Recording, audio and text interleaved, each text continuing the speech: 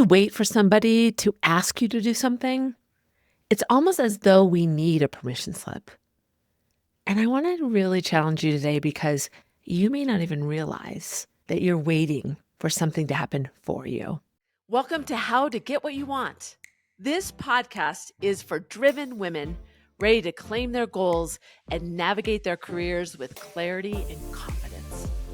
Join me as we explore real stories, tools, and strategies to help you steer your career exactly where you want to go. Let's get started on helping you get what you want. Welcome, my friend. I'm so happy that you made the decision to be here today. As always, I pick topics that I love. So every time you come here, you're like, Susie, you always say, I just love this topic. And this is truly another one. It makes me really excited because we often think about permission slips. And sometimes we think that we need them, but we don't always realize that we're waiting for something. And we click into these different personas or this definition of who we are in our role or what we're supposed to do. I'm using air quotes. So I really want you to think about, how does this apply to me? What is she talking about today that really is an inspection or an observation that I need to make for myself? And I'll challenge you to apply something or take action in the next 72 hours, because that's the only way what I tell you today is going to actually be put into practice. And speaking of that, I'm going to mention again the cohort that I have, the Career Level Up cohort. Right now, it's just for women. And I had a woman who just graduated who told me, I actually didn't talk to her. She told me she really loved it. But I had talked to her boss, and her boss had said she really appreciated, like, I can see a change in her. And she just feels so much more settled in who she is, and she's much more self-aware. And that doesn't come from just working with me. It's having a great collection of other leaders that are in similar place as you, that you can learn from, build a network with, and trust. She said she was apprehensive when she first started because she wasn't sure what she was going to share. And she quickly realized that it was such a safe space and it was just the thing she needed. So if you're at all curious, go to my website at susietomanchuk.com. There'll also be a link in the show notes. And I'd love to answer any questions that you have. So let's get right to it. This whole idea of permission slips, it comes from a place of, it's probably different for all of us. It could be a catalyst made possible by imposter syndrome. Maybe you think, I'm not quite ready for things. When you see opportunities come up, you're like, somebody else. Now think about how crazy this is. That my boss, when they think I'm ready for this, they will come ask me. And you may have not thought that exact thing in your mind. And that's what I want you to be an observer of around you, is what are the things you're telling yourself? So it could be imposter syndrome. You know, when we go into a new role, we might not even realize it, but we really want to define what we're responsible for, right? We want to understand what the handoffs are so that we can really collaborate with the people that are working around us, which is great. But what's crazy is we click into that so much on our own that we don't allow ourselves to think outside of those boundaries. So we limit ourselves by thinking that's not my role. Who am I to ask? I don't have that expertise. I don't have that relationship. So again, these aren't things that, you might realize that you're doing. They're very subtle. And that's why I really want you to be an observer of yourself when you think about these things, because when we make these assumptions, like that's not my role, if they wanted me to do it, they'd ask me. I can't ask for their time. I don't really have a reason to talk to them. Thinking about somebody in a senior role outside of where you are responsible, I don't want to look pushy. That's their responsibility. I shouldn't get involved. I can't give that feedback because I'm not their boss. I don't want to get ahead of myself. I don't want them to think that I'm not nice. Now, again, you may not hear these voices like you can see that thought bubble in front of and on top of your head. It's not that obvious. It's not that black and white to you. But they are things that get in our way. They create boundaries, boxes, and it limits us from being able to say like, why not me? Why couldn't I do that? And so we wait until we feel perfectly ready. We wait until somebody else asks us. We don't want to be the noise. And we end up being invisible because we believe that silence is being polite. But when we're silent, people think we're satisfied. When you're silent, people think you're satisfied. So even if it's not a yes, even if you go with curiosity and say, hey, I'm really curious, how did that person get to do this? Or I'm really curious about what you guys talk about in your team meeting, to somebody that's way outside of your area of responsibility. You just want to connect the dots. I'm just curious to understand how what my team does interacts with your team. Curiosity can be such a great catalyst for us because we can frame it in a way that is really from our own lens, in a way that's not confrontational, if we're really thoughtful about how to do it. So that's why it's important to think about where are opportunities where you need to ask and you're waiting for permission, building the relationships, getting exposure, understanding something new, asking for training or professional development, even if you feel like, oh, they only give that to leaders. They only give that to people who have been here X amount of time more than me. We're always doing a comparison to one another. And that also opts us out of putting our hand up, raising our hand, like saying like, why not me? And sometimes it's just that nobody ever asked that. It's not a cultural norm. Nobody else has asked for it, so I shouldn't. We make assumptions around, all professional development comes from our internal groups. Maybe that's true, but maybe that's not the absolute. Maybe it's all the training comes from our internal training group. Maybe you need training that's a little bit different. Maybe you need training around being a better speaker, maybe about storytelling, maybe about how to be a project lead. Maybe you always think, oh, I'd be so good at managing a project and leading across the organization, but I've never had that. Why not ask for it? Even after taking the training, maybe you don't do it. Doesn't matter. Even that experience, that exposure helps you meet new people, can give you the answer that you like it or not. So don't be limited by that's not a part of where I'm going next. I worked with a guy who was really scratching his head about why does everybody else get these opportunities that I don't get? People get selected to be a part of a conference. He noticed that people from his team around him, his colleagues, were being asked to do lunch and learns for other teams. He noticed that the senior team often pulled in other people that were at his level. And so we started talking about it, and we started to do what I'm asking you to do, be observers about what's going on around him. And one of the things that was, I don't want to say working against him, but he needed to be aware of is he's an introvert. So it didn't come naturally to him to just walk up and talk to people, to sit in a different place than where he's comfortable. And even where he would sit, he would go, well, I shouldn't sit by that senior person because I'm not supposed to. Those were rules he was putting on himself. So we really started working on changing his mindset around that and got real tactical to think about what would he do? What behaviors would he change and be intentional about when he was in person somewhere? What about when he went to a conference with colleagues and with senior leaders? What are the questions that he would ask in case he got caught on an elevator with somebody?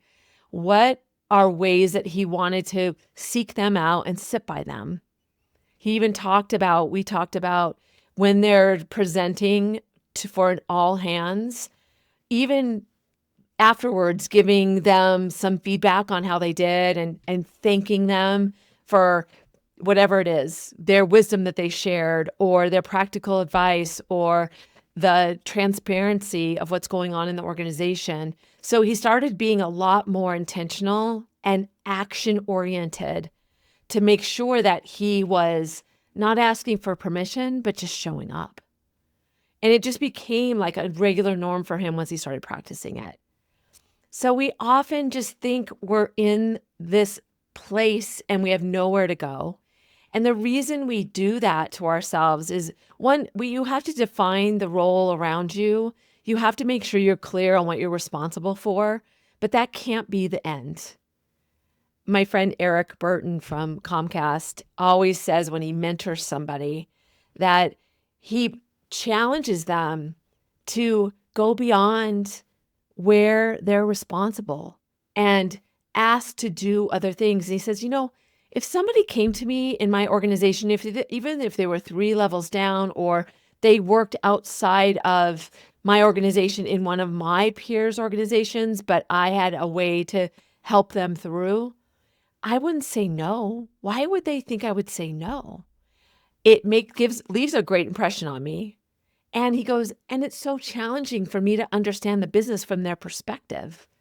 So why would they think that I would be able to or have the time to understand it from their view so that I could tell them what they needed to do?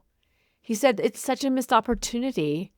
It builds influence. It helps solve problems. It gives also the lens to leadership about where they could potentially invest more because people aren't getting those resources. So are you limiting yourself by wanting to wait to ask permission for something, whatever it is for you? I want you to think about what you're going to do.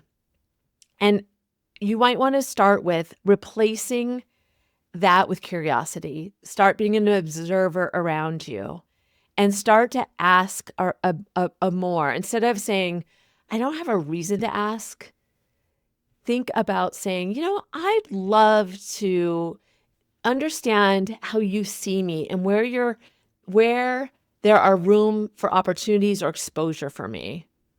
Or you say, I'm curious about how this all connects. Can you help me understand how the senior team gives updates every week? I'm really curious.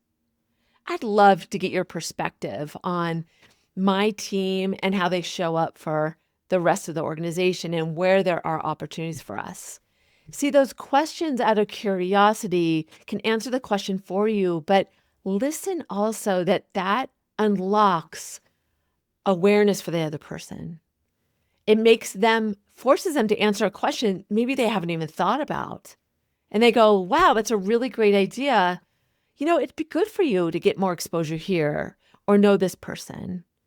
And the other key here to be curious is, my friend Eric also said, if you want to get to know somebody in the organization that I know, ask me to make a connection. That starts you out so much higher in the kind of like who you are. Why not leverage the people around you? We think that's not our place, our role.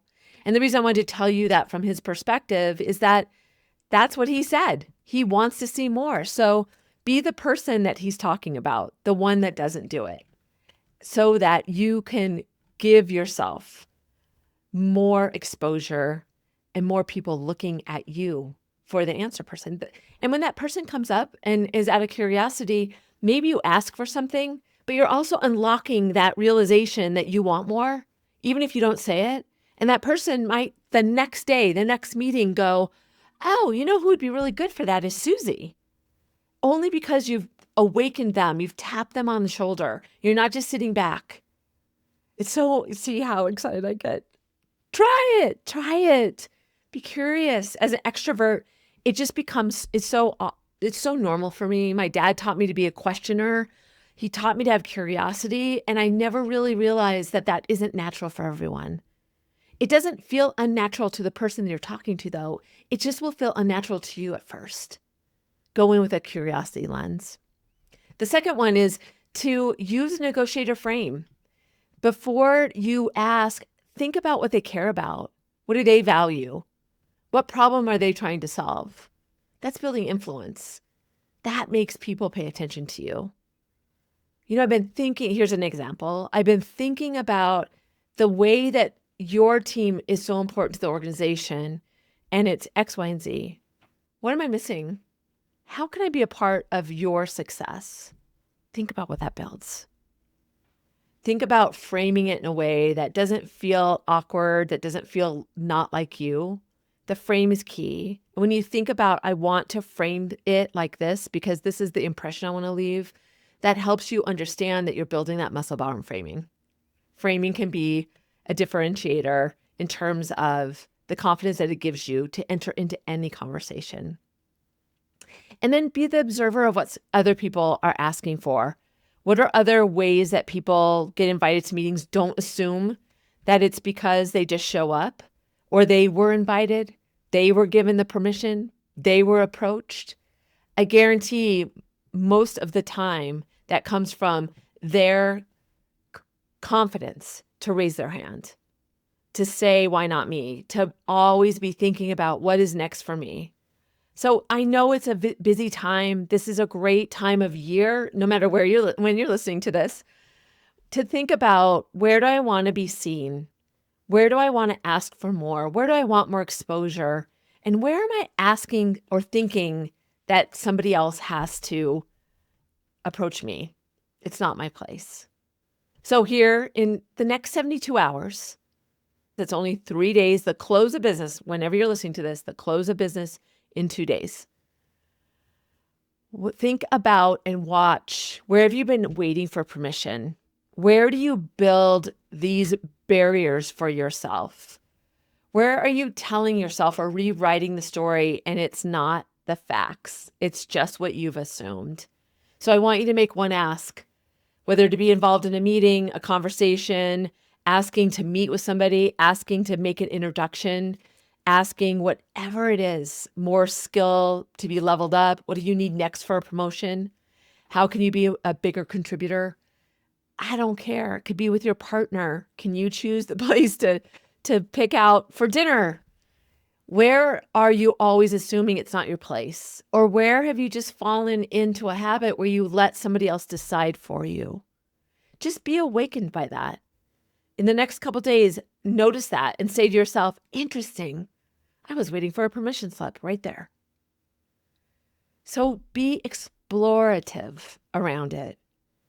Influence doesn't come from being perfect. It comes from being in motion. And remember, if you don't ask, they think you're satisfied. And if you don't ask, it's already a no, right? It's already a no. They're not always going to come to you. And when they do, that means you've done something to make yourself visible. Don't be invisible. If you know somebody that needs to hear this because you're like, oh my gosh, this person, share it with them. Help them have the courage to raise their hand just to make their voice heard. I think it's so important. It's essential. And it's changing the mindset, right? This is part of being able to have access to a world that's beyond how you limit yourself. What are you going to do in the next 72 hours? What ask? What are you going to observe? And then what are you going to ask? That's all I ask for you to do today. Be curious, frame your ask, and look at what other people are getting. I'm so glad you were here. And I'm just thrilled to hear from you guys. When you reach out, it makes me realize that this time is worthwhile for people. And that's all I care about is impact for others.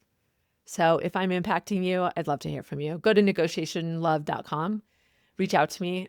I'd love to hear your story. How did you apply this? And don't forget, negotiation is more than a skill. It is truly a mindset. I'm Susie, and I will see you next time.